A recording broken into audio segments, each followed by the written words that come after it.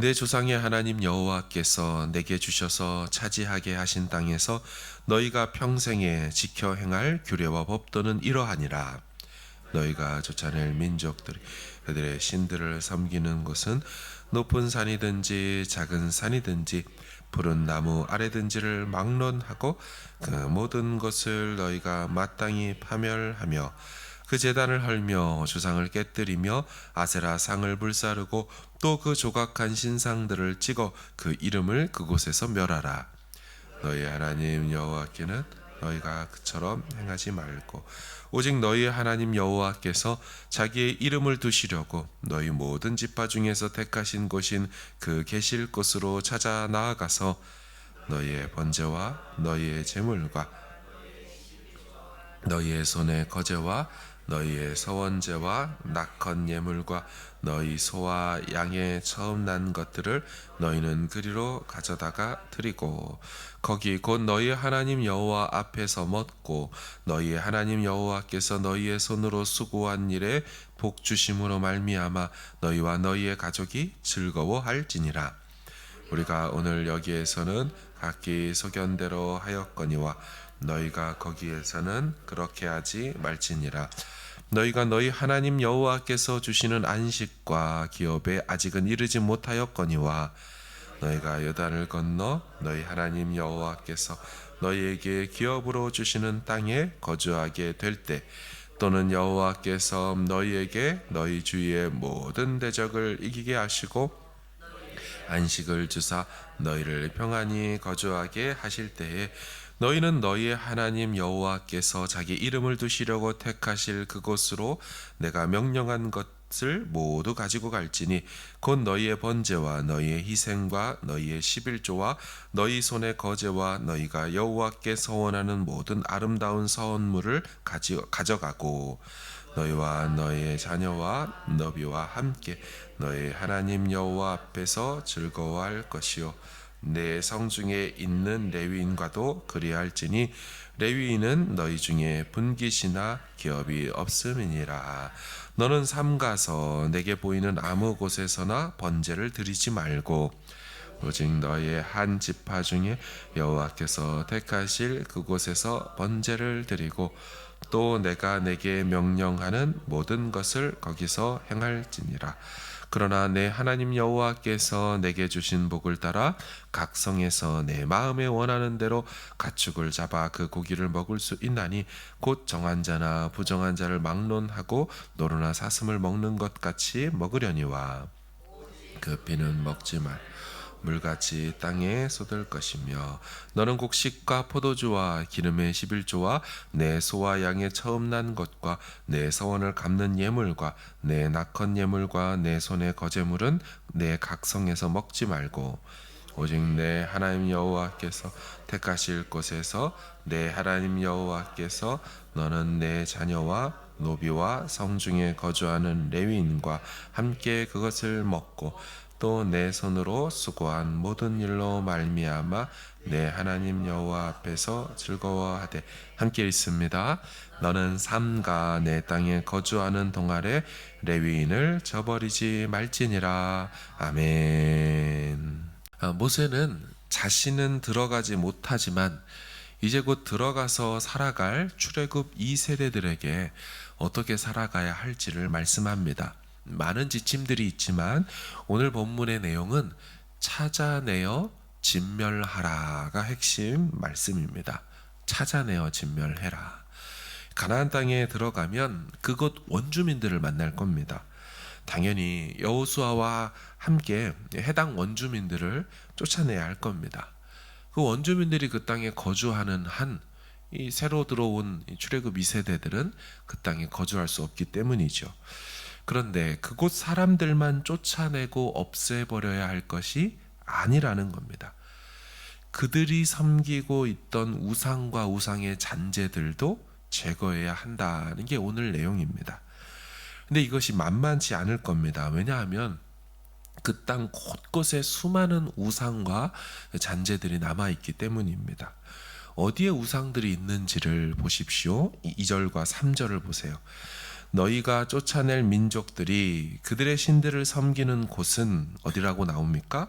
높은 산이든지 작은 산이든지 푸른 나무 아래든지를 막론하고 그 모든 곳을 너희가 마땅히 파멸하며 그 제단을 헐며 주상을 깨뜨리며 아세라상을 불사르고 그 조각한 신상들을 찍어 그 이름을 그곳에서 멸해라. 나라의 곳곳에 있는 높은 산, 작은 산, 색깔 푸른 나무 아래 등등 산지와 골짜기마다 여기저기에 그들이 섬기고 있던 그 우상들이 있다는 거죠. 그것들을 다 찾아내고 끄집어내서 하나하나 깨부수고 박멸해야 한다. 우리나라도 나라적 관점으로 보면 문화재입니다. 또 그리고 나라적으로 보관하고 보존해야 할 거죠. 하지만 영적인 관점으로 본다면 대한민국의 깊은 산속 골짜기마다 사철과 사당, 그곳에 모셔둔 여러 형상들이 어마무시하게 많이 있지요. 요즘에는 좀 덜 하지만 예전에는 큰 나무 하나만 마을에 있어도 거기에 오색 줄띠를 달고 묶어가지고 사당으로 만들고 절하거나 무언가를 바치던 일들이 있었습니다. 어느 나무 안에는 큰 구렁이가 나왔다며 구렁이 신을 섬기기도 했지요. 다른 나라로 가봐도 이는 마찬가지입니다. 깊은 산속이든 길고 큰 강이든 그것을 그들은 신으로 삼아 섬겨왔지요. 인도의 겐지스 강은 인도인들에게 신이 아니겠습니까? 영험하고 성스러운 곳으로 여겨지는 강입니다. 같은 맥락으로 이집트의 나일강도 출애굽기에서 그렇게 여겨지는 곳이죠. 그래서 하나님께서 나일 강물을 피로 바꾼 기적을 베푼 건 이집트인들이 신으로 섬기는 것이 아무것도 아니고 그분이 만든 피조물에 불과하다라는 것. 그래서 너희들이 섬기는 우상을 내가 심판하겠다는 것. 동시에 누가 진짜 참 신인지를 너희에게 보여주겠다. 이런 메시지를 담고 있는 기적의 사건 아니겠습니까? 이처럼 출애굽 2세대들은 가나안 땅에 들어가면 그 땅 곳곳에 퍼져 있고 숨어 있는 이 같은 것들을 찾아내어 박멸, 진멸해야 하는 것입니다. 그 땅은 그런 우상들의 이름으로 가득 차 있습니다. 3절 하반절에 또 그 조각한 신상들을 찍어 그 이름을 그곳에서 멸해라. 이름을 멸하라고 말합니다. 성경에서 종종 나오는 이 이름이라는 표현은 정말 네임인 경우도 있지만 대부분 네임 자체보다는 존재를 의미합니다. 우리가 찬양하는 예수 이름 높이세, 이 말은 그 이름 자체를 높인다는 것이 아니라 예수 그분 존재를 높여야 한다는 거죠. 여호와의 이름을 망령되이 일컬지 말라. 이것도 이름 자체가 되겠지만 그분 자체를 함부로 언급하면 안 된다. 이런 뜻을 갖고 있습니다. 아무튼 출애굽 2세대들은 가서 할 일이 있다는 겁니다. 그 땅의 우상과 신상들을 찍어 그 이름을, 그 존재들을 멸하라는 거죠. 같은 맥락 속에서 우리에게도 같은 사명이 있습니다. 이 땅에 수많은 우상들이 있습니다. 시대 속에서 하나님으로 여겨지는 것들이 있다는 것입니다. 가시라고 여겨지는 것들이 있습니다. 택한 자녀들은 그 시대의 가짜 갓들을 멸해야 합니다. 그 존재들이 가시 아님을 찾아내서 밝혀내고 진짜 가시 누구인지를 천명해야 할 사명이 우리에게도 있는 거죠. 오늘 본문을 보시면 우상의 이름을 멸하고 다른 이름을 그곳에 두라고 하죠. 5절을 보십시오. 오직 너희의 하나님 여호와께서 자기의 이름을 두시려고. 하나님의 마음은 자신의 이름을 그곳에 두겠다는 겁니다. 하나님은 그 땅의 우상의 이름, 우상의 존재를 제하여 버리고 당신의 이름, 당신의 존재를 그곳에 두고자 하셨다는 겁니다. 신명기에는 아직 그 계시가 아직 드러나 있지는 않지만 후에 드러나게 되는 여호와 당신의 이름을 두려고 계획하셨던 곳, 우리는 알죠? 그게 예루살렘이죠. 정확히는 성전이라는 걸 나중에 계시됩니다.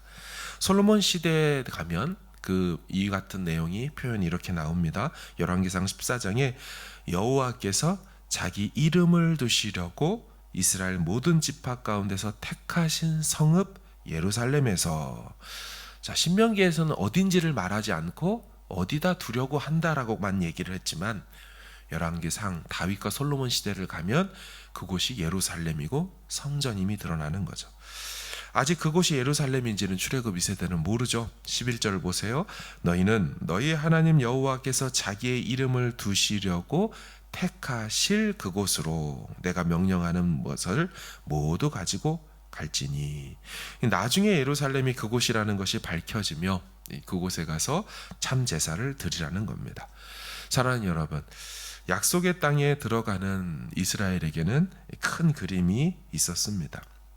들어가 하나님 아닌 것들, 예배받고 경배받고 사람들 마음을 훔치는 대상들을 제하여 버리라는 것입니다. 세상의 가짜 신들, 세상의 가짜 행복들, 가짜 평안들, 가짜 안식들, 그걸 제하여 버리라는 겁니다. 이것들이 진짜가 아닌 것을 밝히고 증명하고 없애야 하는 것이 사명이라는 거죠.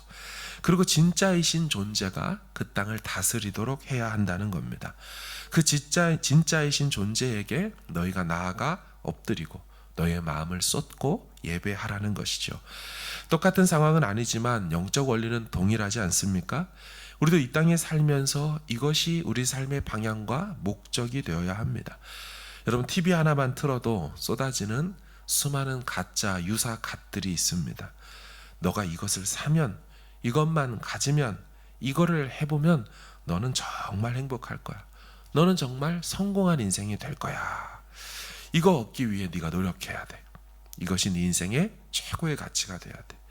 지금 바로 네 눈앞에 이것이 있잖아. 포기하지 말고 어떤 대가를 치러서라도 이걸 가져야 해. 광고라는 것이 다 그런 메시지 아닙니까? 한번 먹어봤더니 확 표정이 달라지는 멋지고 잘생긴 연예인들을 앞에 딱 내세웁니다. 한번 타봤더니 이전에 느낄 수 없는 승차감을 준다라고 이런 차가 있다고 말하죠. 한번 앉아봤더니 완전히 편하고 이게 진짜 너에게 평안과 안식을 줄 그런 의자라고, 그런 침대라고 우리에게 다가옵니다. 이처럼 세상에는 수많은 매체와 메시지를 통해 하나님 아닌 것들이, 하나님만이 주실 수 있는 것을 자신들이 주겠다고, 자신의 기업에서 이걸 만들었다고, 이게 너의 참 행복을 주들 거라고, 그렇게 이게 하나님이라며 우리를 호도하고 있죠. 속지 말아야 합니다. 거기에 넘어가지 말아야 합니다. 참 평안과 참 안식과 참 기쁨은 그런 곳에 있지 않고 그 제품을 산다고 주어지는 것이 아닙니다. 사랑하는 여러분, 이미 우리가 성경 역사를 알기에 다 아는 내용이지만 출애굽 2세대들은 그 땅에 들어가서 어느 정도만 성공을 했지요. 절반의 성공과 절반의 실패를 했습니다. 여호수아가 사는 날 동안만 그들은 참 가시 하나님 여호와라는 것을 알았고, 그 후에 일어난 다른 세대는 여호와를 알지 못했고, 여호와께서 이스라엘을 위하여 행하신 일도 알지 못했다고 사사기 2장 10절에 나와 있습니다. 이것이 바로 우리 세대가 이 세상 문화와 세상 가치와 오늘도 싸워야 될 이유인 것입니다. 이것이 바로 우리 세대가 우리 자녀 세대들에게 가르쳐주고 심어줘야 할 하나님 나라, 예수의 나라의 가치인 것입니다. 이 땅과 우리, 그리고 우리 자녀들의 마음이라는 땅에, 그 마음이란 땅에 우상과 신상을 제하여 버릴 수 있기를 주의 이름으로 축원합니다. 그리고 우리 마음의 예루살렘에 참 하나님 여호와, 그분의 이름, 그분의 존재 자체를 두고 모시고 살아갈 수 있는 오늘 하루가 될 수 있기를 주님의 이름으로 축원합니다. 아멘.